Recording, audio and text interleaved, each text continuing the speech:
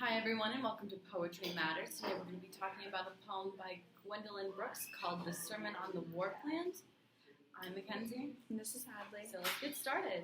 This poem is called Serman on the Warpland and it's allusion to Jesus' Sermon on the Mount. Poem is a speech about racial equality and taking action. And it's kind of convincing the people that they are worth the fight and worth to stand up for themselves. And there are lots of commands telling people to actually get involved and take a stance. The Warpland is a twisted place in Kansas because Gwendolyn Brooks is from Kansas and she's African American, so she's making a point to say that Kansas is struggling with racial equality and is really messed up at the moment.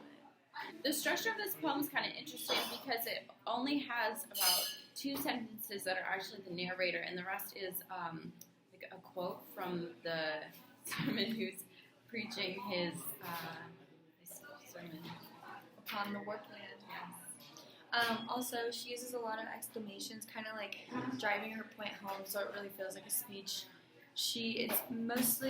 They're really bunched together. It's she says, but then, oh then, the stuffing of the whole is the seasoning of the perilous sweet, the health, the heralding of clear obscure.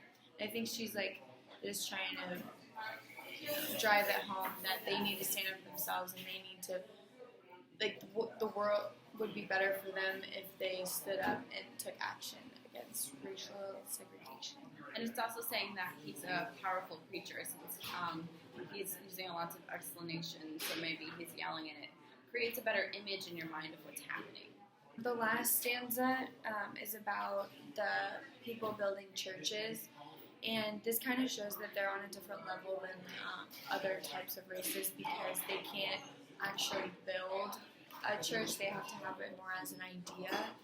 And it says, build now your church, my brothers and sisters, but never with brick or quartz nor with granite. Build with love. So I think it's just saying you can't have a structure because you're not accepted. People won't recognize your church, but you can have it as an idea of love, which is kind of the point.